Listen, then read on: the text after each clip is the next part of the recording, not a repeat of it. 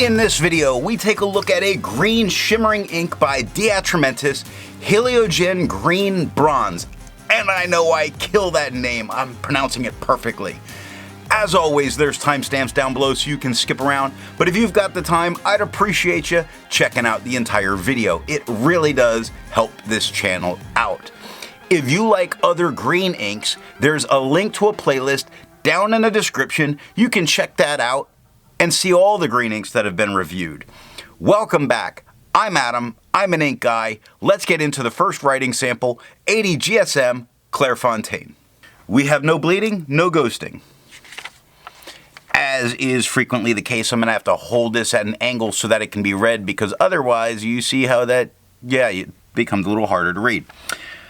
So we're going to talk about the performance in general, not in its normal way. In general, we have no feathering spread, all of that kind of stuff. This is a very interesting ink to watch it dry. The extra fine dried in 9 seconds, the medium dried in 13 seconds. Whenever it's a bit darker, then we wind up with really more of that glitter in place. I think glitter inks have their place. There's a lot of glitter here. Wow, but the smear test says you could recover if you smeared while you were writing. To have consistent writing samples, all writing samples are done with this Jinhao 159 with a 1.1 stub, this Jinhao X450 with a medium, and this Jinhao X750 with an extra fine. Then a Duke 209 with a Fude nib was inked up, used for a day, and used to take the notes for this video. The second writing sample is done on 52 GSM Tomoe River. We have no bleeding, no ghosting. Now again, talking about their performance in general, because look at that. See if we can get it in focus. Look at that amount. It shifts from green to gold. Now my high school wore green and gold, so I perhaps kind of like it for that. Sure. In general, it's performing actually very well for what it's supposed to do. You get the green at the right angle, you get the gold at another. It kind of makes me think about the paint on those cars, the chameleon paint that changes, because that's what this has this kind of appearance of doing, where it's going from a nice darker green to sparkly gold. 15 seconds to dry for the extra fine, 19 seconds to dry for the medium, and yep, we still smear a bit. Yep. Okay, now that I've got it on my fingers, the scrubby's not showing we really don't have color variation because it's all hidden by that shimmer, and I apologize for moving it around so much. I'm trying to let it be read by holding it at an angle. The smear test, you could not recover it if you smeared while you were writing. I agree with Vita. There's a lot to learn by doing multiple chromatographies. The one on the left is done the way it's supposed to be done. A line of ink is put down, it's immediately put in the water for 10 to 15 seconds. And you see all the gold shimmer stays right in line, the green ink pushes its way up. This is a very nice green ink that I wish actually had a little less shimmer to it, because I feel like it's hiding some of the green goodness that's here. The one on the right is let dry for 10 minutes before it's dunked in the water, and we see no difference between the two of them, which shows that, this is not going to be resistant. The next writing sample is done on 80 GSM Rhodia dot pad. No bleeding, no ghosting. Holding it at an angle again so that you can actually read it. Our general performance of this is very nice, and the green that we see here at an angle is really interesting, because now we don't get the glare in the way, the shimmer. The 1.1 has no feather spread, halo sheen, no shading. The extra fine is lighter than the stub with no feather spread, halo sheen. It does shade, just if you're in the wrong angle, you lose it. It becomes gold, but if you're holding it at this angle, then quick goes dark to light to dark, and brown goes dark to light, and fox is a nice light word, and the is very dark. 10 seconds to dry. Medium is a little bit darker than the extra fine, with no feather spread, halo sheen, very nice shading, quick goes dark to light to dark, brown goes dark to light to dark, fox goes dark to light to dark. 15 seconds to dry. The scrubbing for both show good color variation, which there is until you hide it all with the glitteries. Just all over glittery. The scrubby shows you could recover it, the smear shows you could recover it if you smeared while you were writing. Resistance tests are done to see how this ink can be expected to perform on the page, and more importantly, how hard it may be to clean from your pen. This smear is allowed to dry for 3 days before testing it. Now, when this picture comes up on the camera, you're going to see how difficult this is to photograph straight on, which is how I'm taking this, and you mostly see gold. Wow! The highlighter kills it. It absolutely blows it out, blows the ink out of the water. Don't do it as a note taker. Water is reactivating and lifting the ink part. It's not really moving the shimmer part. Pen flush does everything that water does and nothing more. In a 1/3 bleach solution, it's killing the ink, not the shimmer. Now, to be fair, it really only took water to get this out of my pen, and I do realize how hard this image is to see, and I'm going to probably try to remember to insert some of the video here where I'm holding it up at an angle so that you can see those spots.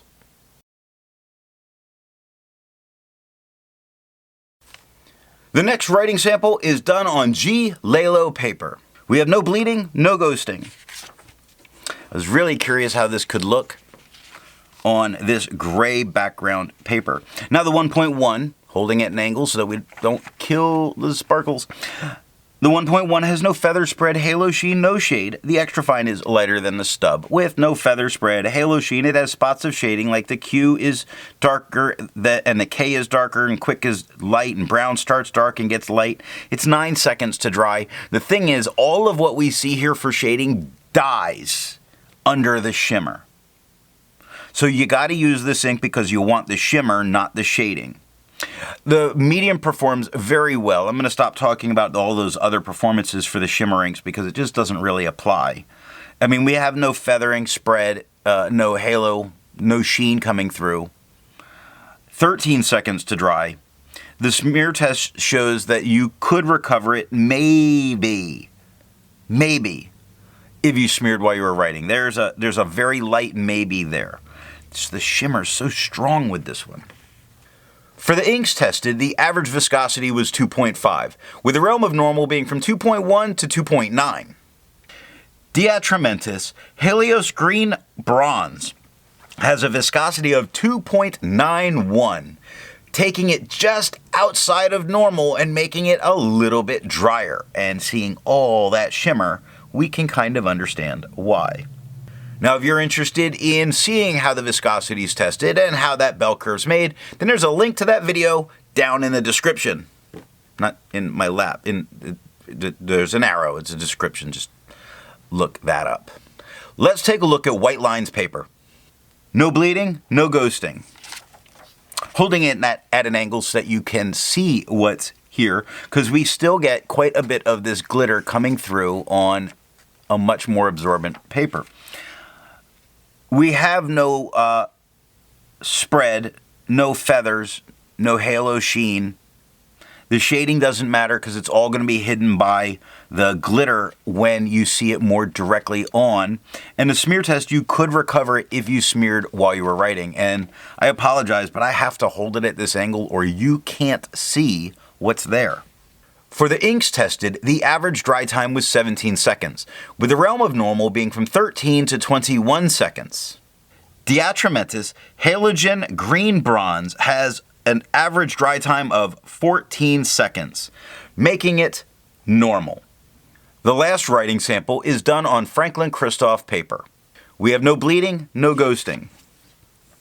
Now here it's a much more absorbent paper and I can actually just lay it down, which is interesting how some of that stuff really gets washed away, but I do see some of that glitter holding together in one of the scrubbies. Anyway, the 1.1 has no feather spread, halo sheen, and this is what I was talking about with this ink. Look at how nice this shades. This ink should probably be out without the glitter. In the Heliogen, it starts light or dark, gets light, gets dark, gets light, gets dark, gets light, gets dark. It goes back and forth so many times in one word. It is just fantastic. The extra fine is a little bit lighter than the stub with no feather spread, halo sheen. It does shade. The goes light to dark, quick goes dark to light to dark, brown goes dark to light, over goes dark to light to dark, 4 seconds to dry. When the shimmer hits it heavy, like on the word the for medium, then you see shimmer. Yeah, you're seeing it come through on camera and quick. And so it was much wetter writing, and so you really are getting it. Medium is darker than the extra fine with no feather spread, halo sheen, a lot of shimmer going on. These smudges are me because sometimes the glitter doesn't want to go away. 7 seconds to dry. The medium's showing no color variation. We weren't getting a ton where it's looking like it's lighter here, and I'm looking at the camera for this. That's actually just the glitter making it light. The smear test says you could recover it if you smeared while you were writing. Instead of finding inks that look like the Atramentis Heliogen Green Bronze, God, I can't wait to not say that word anymore because I know I'm destroying it. I would prefer to find an ink that complements its color on the page. Now this is actually a very interesting green with gold, so I decided for a black to not draw attention away from it, and I chose Levenger's Raven Black. Now if you have different ideas over what the complement color should be, there's linked to those color playlists down in the description. So what do I think of the Atramentis Heliogen Green Bronze? I started as an experiment with a nimicine singularity with a fine nib. Immediate flow clogging. It shows the limitations of shimmer inks. The Atramentis is another brand that seems to feel more shimmer is better. Shimmer's like alcohol. You can have too much and ruin an otherwise good experience. What nib and pen will give the best writing experience with this ink? Not a dry fine like a nimicine singularity, but a gusher of a broad pen will absolutely put down enough ink to not get clogged up by this one. And the glittery goodness that'll wind up on the page will make everybody smile. I hope you got something out of this video, and in the next video, we're gonna take a look at KWZ's Dark Brown.